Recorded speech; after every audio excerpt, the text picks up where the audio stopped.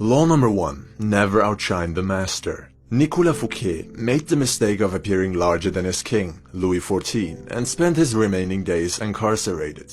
Avoid victories over superiors. It will cost you more than it is worth. Law number 2. Never put too much trust in friends. Learn how to use enemies. Michael III of the Byzantine Empire was saved from death by Basilius, who Michael in turn favored with gifts and prestige. Basilius, lusting for more power, murdered Michael out of greed. Instead of showing gratitude, he was insatiable. Trust from a distance. People are selfish and pursue their own interests. Former opponents make more loyal and stronger friends. Law number 3. Conceal your intentions. The Marquis de Sévigné wanted to seduce a young countess. Instead of being indirect and subtle, he exposed his true feelings for her and she lost all interest, as he blurted out that he loved her. Add a sense of inexplicable mystery to your character. Law number 4. Always say less than necessary. Law number 5. So much depends on reputation. Guard it with your life. During the Second World War, Erwin Rommel was known for his superior skill in cunning and deceptive strategy. All of the opposition were demoralized and doubting their chances of success facing him. Your reputation precedes you. Build and protect it carefully. Law number 6. Court attention at all cost. Pablo Picasso would not allow himself to fade into the background. He would rather paint something out of the ordinary and ugly than be forgotten. All publicity is good publicity. Don't let yourself become one of many. Law number 7. Get others to do the work for you. Thomas Edison wasn't much of a scientist, but a businessman. He would capitalize on Nikola Tesla's genius and garner all the credit. Hire talents capable of doing what you can't. Law number 8. Make other people come to you. Use bait if necessary. When I have laid bait for deer, I don't shoot at the first doe that comes to sniff, but wait until the whole herd has gathered round. Otto von Bismarck. Force your opponent to react to your moves. Law number 9. Win through your actions, not through argument. Mucianus needed strong ships. Without guarding his tongue, his engineer argued that a different type than the one Mucianus preferred would be much better for conquest. Despite being right, the engineer was sentenced to death. Don't argue with authorities. Agree and suggest an alternative, then demonstrate. Law number 10. Infection. Avoid the unhappy and unlucky. Lola Montes brought down the king of Bavaria and his whole kingdom by seducing him. Her lust for destruction and chaos was insatiable. Countless lives perished because of her nature. Cut off the fire starters. Try to help them instead and you will burn alongside them. Law number 11. Learn to keep people dependent on you. Otto von Bismarck led the king's hand in uniting a mighty Prussia. None other than Bismarck was able to do so. He proved himself to be an indispensable asset and had his strong position secured. Be the only one who can do what you do or see yourself replaced in fear sooner or later. Law number 12. Use selective honesty to disarm your victim. Count Victor Lustig was going to double Al Capone's $50,000. Instead of running with the money, he gave it all back to Capone, who thought he was being played by a con artist. Capone gave Lustig the $5,000 simply to help the honest man. Tell the truth to gain your opponent's trust. Be honest when expected to be dishonest, to throw your opponent off guard. Law number 4. Always say less than necessary. Due to his unpredictability, Louis XIV would have his courtiers tremble in fear when delivering bad news. He would say, "I shall see." Have them leave the room and either take action or decide to do nothing about the issue, but always with an intimidating silence. Only speak when you have something meaningful to say. Actions speak louder than words. Law number 13. Asking for help appealed to people's self-interest. In 433 BC, the Athenians found themselves in a favorable position. The Corcyraeans and the Corinthians were preparing for war. Both parties wanted to secure the help of the Athenians. The Corinthians chose to remind them of an existing debt. The Corcyraeans, on the other hand, spoke only of mutual interests, the combined force of their navy directed at Sparta. The Athenians allied with the Corcyraeans. In sales of any kind, pragmatic arguments will always trump emotional appeals. The past does not matter. Don't count on loyalty. Aim for win-win deals. Law number 14. Pose as a friend, work as a spy. Charles-Maurice de Talleyrand-Périgord, French politician and mastermind behind Napoleon Bonaparte's defeat, would hold himself back in conversation and get others to talk endlessly of themselves to the point of betraying their own thought, intent, and strategy. An interrogation disguised as a friendly chat, so subtle that the victim did not notice. Learn to judge a person's character by what they reveal of themselves, so that you can recognize a threat before it arises. Test people's honesty before you consider trusting them. Law number 15. Crush your enemy totally. A priest asked the dying Spanish statesman and general Ramon Maria Narvaez, "Does your excellency forgive all your enemies?" "I do not have to forgive my enemies," answered Narvaez. "I have had them all shot." The last resort, when words are no longer heard and the enemy cannot possibly be reasoned with, the chances for peace at their lowest, the only option is total destruction. Merely wound the enemy, he will recover and show no mercy in turn. Law number 16. Use absence to increase respect and honor. A man said to a dervish, "Why do I not see you more often?" The dervish replied, "Because the words, 'Why have you not been to see me?' are sweeter to my ear than the words, 'Why have you come again?'" Molayami, quoted in Idries Shah's Caravan of Dreams, 1968. Give people time to miss you by robbing them of your presence. It's when we lose something that we discover how valuable it had been to us. On your return, you will be appreciated all the more. Law number 17. Cultivate an air of unpredictability. Once Pablo Picasso had become a recognized artist, others would assume that whatever action he took must have been calculated. The art dealer Paul Rosenberg was confused when one day Picasso told him they would no longer work together. Rosenberg couldn't find out why and offered him a much better deal. The unpredictable is terrifying. When you don't know what to expect, you cannot prepare properly. You can't devise a clever plan because you're in the dark. Put others in such a position when negotiating. Law number 18. Isolation is dangerous. The more you are isolated, the easier it is to deceive you.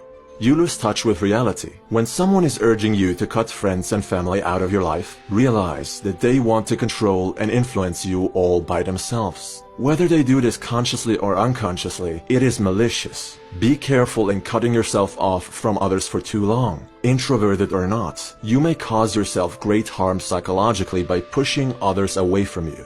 Law number 19. Do not offend the wrong person. Muhammad, the Shah of Khwarezm and Inalchik, had beheaded Genghis Khan's messengers who had come in peace with great gifts and offerings. The Khan declared war, seized the enemy's capital, and had Inalchik killed, quote, by having molten silver poured into his eyes and ears. Later Genghis Khan seized Samarkand, bringing his brutal conquest of Muhammad's vast empire to an end. What would have become of Adolf Hitler had he been given the chance of becoming an artist? Perhaps history would be very different. Avoid insulting others. You do not know who you are dealing with. Even though we live in a time where everyone is offended, and the level of political correctness borders on absolute madness. Law number 20. Do not commit to anyone. Alcibiades, Greek soldier and statesman, found himself courted by the Athenians and the Spartans because he had influence on the Persians, and honored by the Persians because he had influence over the Greek city-states. Instead of committing to one side, he played all of them in his favor. Committing to someone is like handing yourself over to them. It means more obligations and less control. Law number 21. Play a sucker to catch a sucker. Socrates said, "The only true wisdom is in knowing you know nothing." He didn't actually believe of himself that he did not know anything. It was his way of disarming people. Sometimes you have to play dumb so that the other lets his guard down. Being openly smart is foolish. Being openly foolish is smart. Law number 22. Surrender tactic. Transform weakness into power. The Melians were prompted to surrender, but declined the Athenians' offer. Despite their alliance, the Spartans did not come to the rescue. Melos was conquered and their population slaughtered and sold into slavery. To quote Cardinal de Retz, "Weak people never give way when they ought to. Avoid weakness, but when you find yourself in a weak spot, choose to fight another day. You will lose the current battle, but the war is not over." Law number 23. Concentrate your forces. The greater an empire's territories, the more vulnerability. Great lands need strong borders. Else they may be overrun by another barbarian tribe, as seen with the collapse of Rome. Your armies are strongest when forged together. Divide them, and they may not be able to protect the empire from an invasion. Dedicate your complete focus to one front, using every resource at your disposal, and all of your energy to master your craft through total immersion. Law number 24. Play the perfect courtier. One cannot spell courtiership without Charles Maurice de Talleyrand-Périgord, the man who brought down Napoleon Bonaparte, master of the battlefield, with extreme subtlety. You are a courtier, or courtier, whether you like it or not. You must play the game of power, so you might as well choose to be good at it. The perfect courtier obeys his masters but shines in his own light. He is not powerless, doesn't trust, but appears trustful, doesn't talk much, but finds the right words and the right timing when he does. Everyone likes him. He is charming, witty, and helpful. He appears to be neutral, a paragon of honesty and fairness. He always has a genuine smile on his face, and we don't doubt his intentions for 1 second. Although he is a great talent, we do not feel threatened by him. We seek him as an ally.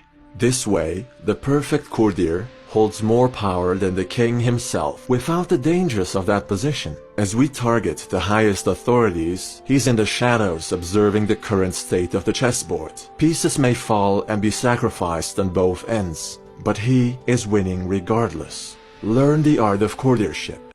Law number 25. Recreate yourself. Others will call you what they think you are, or what they think they see in you. It's all superficial. Every now and again you'll receive a genuine compliment. But your parents, friends, society, even your government, expects you to be someone or something else. It's important that you choose to be whatever you want to be, and that you feel free to change whenever you like. You have the freedom to dismiss the opinions of others, even to put on a good show like Gaius Julius Caesar. The world is your stage. It's up to you what role you want to play. Think of life like a book, and you're writing it. You're the main character, so act like it. Law number 26. Keep your hands clean. As written in Niccolò Machiavelli's letter to the prince, Cesare Borgia was using Ramiro di Orco as a tool to take gruesome action against all of his enemies. In the end, he used him as a scapegoat, put the full blame on di Orco, and threw lavish banquets for the common folk, presenting not only his clean slate, but positive change. It is the ultimate act of betrayal, to have someone's back only to find out they've been using you this whole time. Avoid falling into the trap of being someone's cat's paw, or scapegoat. Law number 27. Play on people's need to believe. There are two different types of people in the world. Those who want to know and those who want to believe. Friedrich Nietzsche. We strive to find meaning in a world full of formless chaos. Hence, most of us resort to the comfort of believing in unproven divine entities. Your quest for answers and your need to belong is used against you, whether for your recruitment as a mindless disciple or your loyal customership for a particular brand. Christopher Hitchens wrote, "Beware the irrational, however seductive. Shun the transcendent, and all who invite you to subordinate or annihilate yourself." End quote.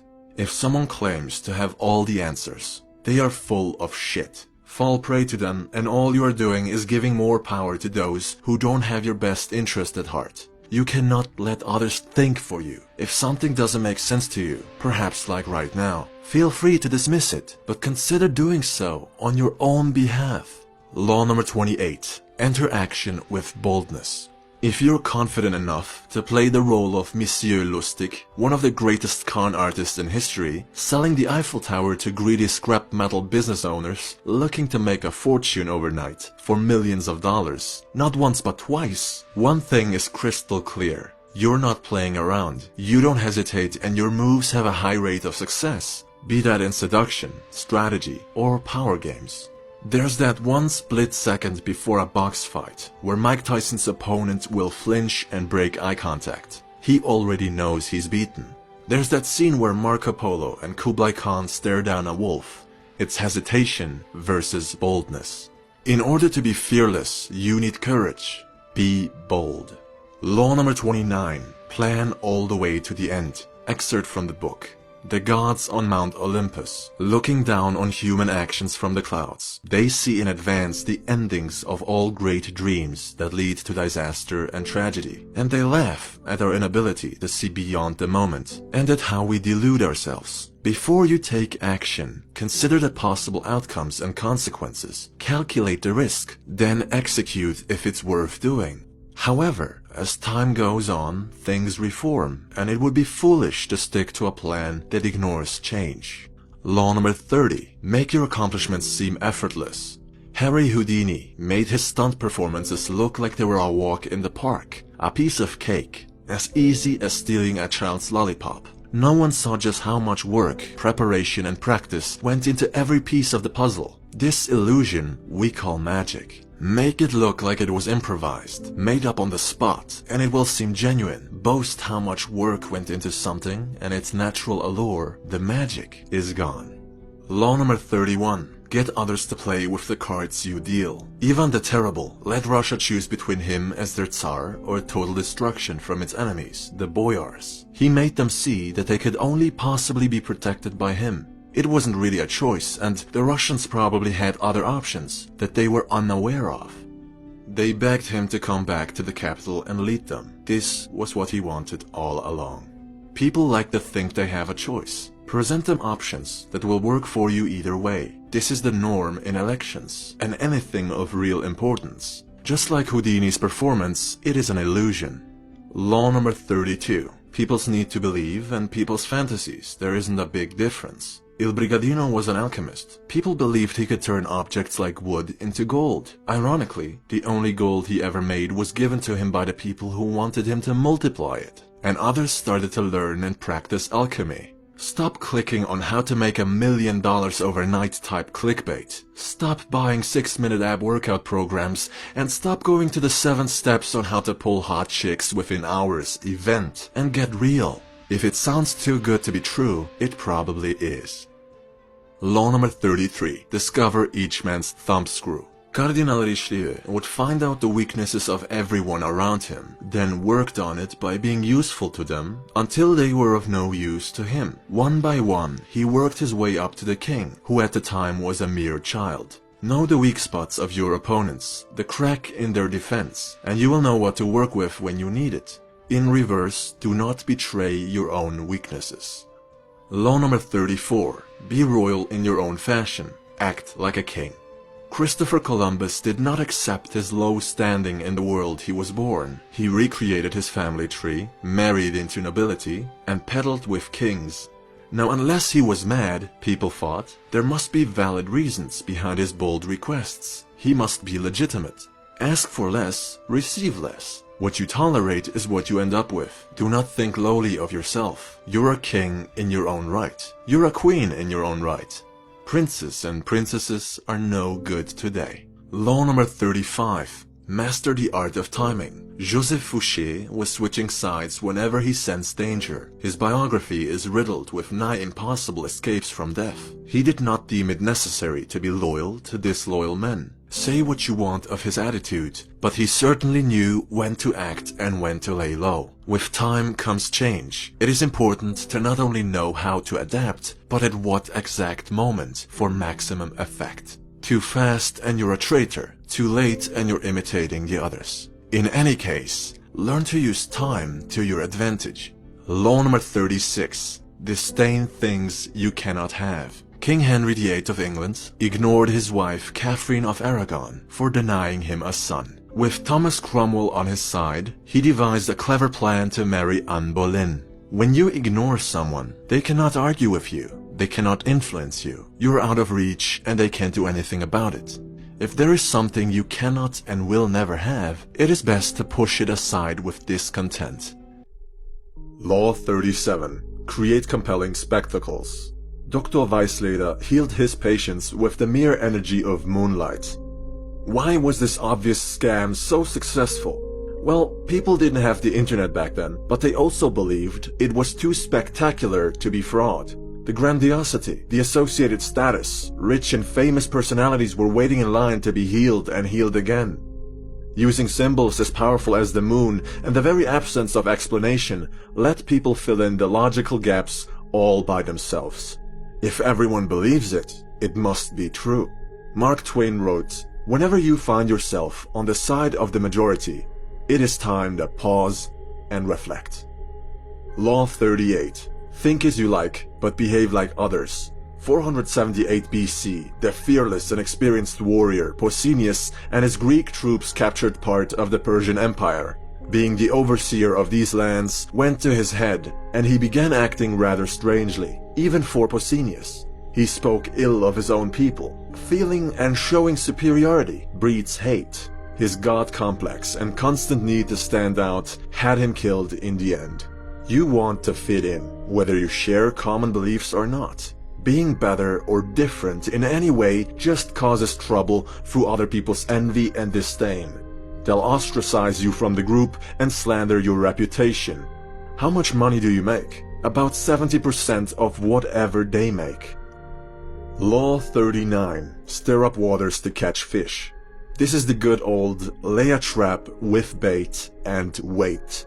Monkey see, monkey do. The spider web. Mice desire cheese so much, they won't even see the obvious construction around it. When you know your enemies and their weaknesses, you know what they react to, and you use this knowledge against them. Create a false alarm. They'll make a run to save what they hold so dearly and weaken themselves by exposing their flank. That's where you hit them. That's certainly where they will hit you if you fall for it.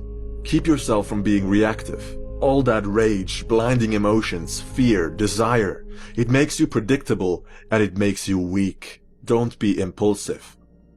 Law 40. Despise the free lunch. Louis XIV had an eagle eye for the strategic power of money. He would gift paintings of great value to people who didn't like him very much, until then. This way, he got nobility, the keys to power, on his side. At the same time, he increased operational costs for the aristocrats who wanted him gone. It's ingenious. He took money from his enemies and gave it to his new friends. 2 birds with 1 stone. This is one of my favorite laws because it states that cheap misers miss out on opportunities. It pays to be generous, and it pays not to accept free gifts. What is the return of investment on paying for someone's coffee? You sit down at Starbucks with an influential, connected, and experienced entrepreneur. You get to talk to him for 10 minutes, ask his advice, learn from his mistakes. I don't care if the coffee costs $50, I'm paying because there is a lot of upside. Law 41. Avoid stepping into a great man's shoes. Alexander the Great's father had set the standard of achievement very high. Alexander wasn't going to be content in his father's shadow. He wasn't going to rest on his father's and later on his own laurels. When Alexander saw the breadth of his domain, he wept, for there were no more worlds to conquer. Now, imagine if Alexander the Great had had a son who wanted to be a conqueror. That he would pale in comparison is an understatement. Not a soul would have attributed his success to him, for he'd achieve everything on the shoulders of his father. Don't make it your life's task to be better at being someone else. Instead, go your own way. Unapologetically be your best self. Law 42. Strike the shepherd and the sheep will scatter. When the tree falls, the monkeys scatter. Cut the snake at the head. What is an army without its generals? Without leadership? Whole empires have been secured off of conscientious leaders with iron willpower and vision. Take them away, and much like Alexander's empire after his death, they break apart and crumble, turning on each other, defecting and deserting. Often the glue that sticks everything together consists of a few key people at the top in any kind of organization, any kind of social group or hierarchy. Do with this information what you will. Law 43. Work on the heart and mind of others. October of 1793, the French Revolution declared the end of the monarchy. Marie Antoinette knelt at the guillotine, for she never cared about the people's opinion of her as their queen. She thought herself above the common folk. Pampered and disgustingly narcissistic, she paid the price, never learning from her mistakes. You should influence people and win friends, as Dale Carnegie suggests. It is more than beneficial to be recognized for your kindness and helpful demeanor. Be agreeable or face the consequences of being indifferent. Be humble or be humbled. Law 44. Disarm and infuriate with the mirror effect. Alcibiades charmed the Athenians, got accused of profaning sacred statues and fled. Then charmed the Spartans, impregnated the king's wife and fled. Then charmed the Persians and helped Athens win their war against Sparta. They welcomed him back with open arms. Wherever Alcibiades went, whoever he had to deal with, he would leave behind his own values and appear to share the values of his victims. No one could resist a man who not only concurred with them, but also admired their ways of living, seeming to be one of their own. You like people who like you, who are like you. Match people's energy, speak their language, eat their food, find common grounds, and even envious people will drop their preconceived notions about you. Law 45. Preach change, but never reform quickly. Change is imperative, but human beings love the comfort familiarity provides. The unknown, disorder, and chaos are very disruptive and undesirable to us, even when it is for the better. Hence, we need small, incremental changes that build over a long period of time, allowing everyone to adjust at a comfortable pace. You are moving things in the right direction, while avoiding stirring up too much anxiety and dissent. Change things gradually, one step at a time, dragging the voluntary rest of us with you. Law 46. Never appear too perfect. It takes great talent and skill to conceal one's talent and skill. La Rochefoucauld.